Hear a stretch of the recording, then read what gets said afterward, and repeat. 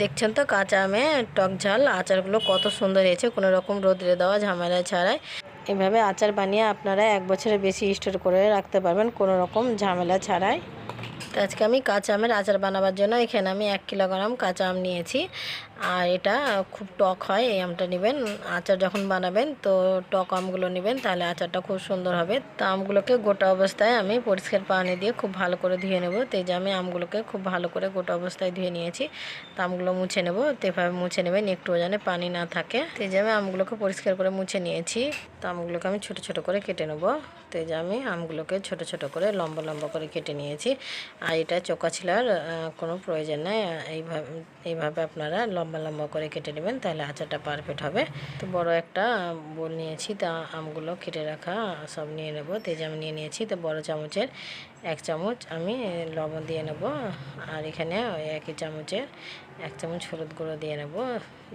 তো খুব ভালো করে লবণ আর হলুদগুলোকে মিশিয়ে নেব। তো এই যে আমি খুব ভালো করে লবণ আর হলুদগুলোকে মিশিয়ে নিয়েছি। তো আমগুলোকে আমি 1 ঘন্টা এইভাবে রেস্টে রেখে দেবো। তো আমগুলো আমি 1 ঘন্টা রেস্টে রেখে দিয়েছি, ততক্ষণে আমি মশলাগুলো রেডি করে নেব। তো আমি এখন গ্যাস অন করিনি। তো মশলাগুলো আগে দিয়ে নেব। তো 2 চামচ গোটা ধনে দিয়ে নেব। আর এখানে আমি 2 চামচ গোটা জিরে দিয়ে নেব। এই যে 4 চামচের আমি 2 চামচ দিয়ে এনেছি। আর এখানে আমি প্রায় 3 চামচ মৌরি দিয়ে নেব। আর 3 চামচ মৌরিটা দিয়ে নেবেন, তাহলে এটা আচারের ফ্লেভারটা আরও সুন্দর হবে।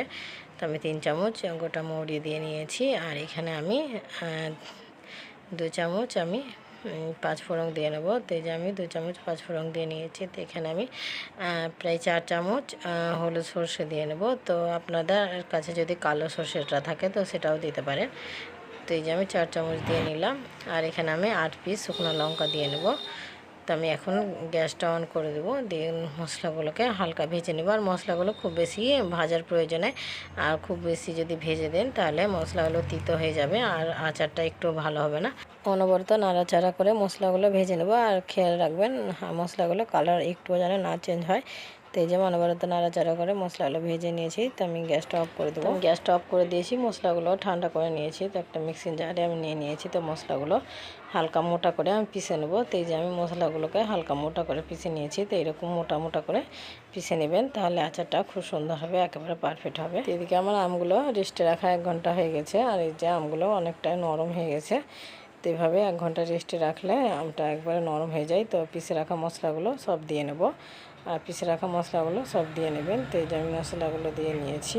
তো প্রথমে আমি 1 চামচ সাদা লবণ ব্যবহার করেছি। তো এখানে আমি 1 চামচ বিট লবণ দিয়ে নেব। আর এখানে 4 চামচ হোয়াইট ভিনিগার দিয়ে নেব। আর 4 চামচ হোয়াইট ভিনিগারটা দিয়ে নেবেন, তাহলে আচারটা অনেক দিন আপনারা স্টোর করে রাখতে পারবেন, একটুও খারাপ হবে না। তো মশলাগুলো খুব ভালো করে আমি মিশিয়ে নেব। তো এই যে আমি মশলাগুলো খুব ভালো করে মিশিয়ে নিয়েছি। আর দেখছেন তো আচারটা এখনই কত সুন্দর লাগছে। আর এভাবে আচার বানালে সবাই আপনার প্রশংসা করবে। আচারের জন্য আমি তেলটা গরম করে নেব। তো এখানে আমি প্রায় 300 গ্রাম সরষের তেল দিয়ে নেব। আর সরষের তেলটা দিয়ে নেবেন, তাহলে আচারের টেস্টটা অনেক বেড়ে যাবে। আর সরষের তেলে বানাবেন, আপনারা সাদা তেলে যদি বানান তো ততটা ভালো হবে না। তো এখানে আমি 1 চামচ কালো জিরে দিয়ে নেব। আর এইভাবে 1 চামচ কালো জিরেটা দিয়ে নেবেন, তাহলে আচারের ফ্লেভারটা আরও বেড়ে যাবে। আর এখানে 1 চামচ আজওয়ান দিয়ে নেব। এখানে আমি 5 থেকে 6 পিস শুকনো লঙ্কা আমি ছোটো ছোটো করে ভেঙে নিয়েছি, দিয়ে নেব। তো এই যে আমি শুকনো লঙ্কাগুলো দিয়ে ধোঁয়া ওঠা গরম করে নিয়েছি, এই যে বুঝতে পারছেন। তো আমি গ্যাসটা অফ করে দেবো। তো এখন তেলটা গরম আছে। তো এই অবস্থায় আমি এখানে 4 পিস বড় সাইজের রসুন আমি কুচি কুচি করে কেটে নিয়েছি, তো দিয়ে নেব। আর তেলটা গরম আছে, এই অবস্থায় দিয়ে নেবেন, তাহলে রসুনটা সিদ্ধ হয়ে যাবে। তো এই যে আমি দিয়ে নিয়েছি। তো আমি মশলা মাখিয়ে রেখেছিলাম আমি সব তেলগুলো দিয়ে নেব। গরম অবস্থায় তেলগুলো দিয়ে নেবেন, তাহলে আচারটা অনেক দিন ভালো থাকবে। তো এই যে আমি তেলগুলো হালকা মাখিয়ে নেব। তো আমার চ্যানেলে নতুন বন্ধু হলে প্লিজ আমার চ্যানেলটাকে সাবস্ক্রাইব করবেন, লাইক করবেন, কমেন্ট করবেন, কেননা আপনাদের একটা লাইক কমেন্টই আমাকে ভিডিও করতে মোটিভেট করবে। যিনারা আগে থেকে করে রেখেছেন তাদেরকে অনেক অনেক ধন্যবাদ। তো এই যে আমি তেলগুলো দিয়ে হালকা মিশিয়ে নিয়েছি। তো এখানে আমি 1 চামচ গুঁড়ো লঙ্কা নিয়েছি। তো গুঁড়ো লঙ্কাটা দিয়ে নেবেন, তাহলে আচারটা টক ঝাল খেতে খুব সুন্দর লাগবে। তো খুব ভালো করে আমি মিশিয়ে নেব। তো এই যে আমি খুব ভালো করে মিশিয়ে নিয়েছি। তো আপনাদের আমি একটা প্লেটে তুলে দেখাচ্ছি। আর দেখছেন তো আচারগুলো কত সুন্দর হয়েছে আর কত লোভনীয় হয়েছে। তো একই রকম করে আচারগুলো আমি প্লেটে তুলে নিয়েছি। আর এইভাবে আপনারা আচার বানিয়ে 1 বছর অবধি স্টোর করে রাখতে পারবেন।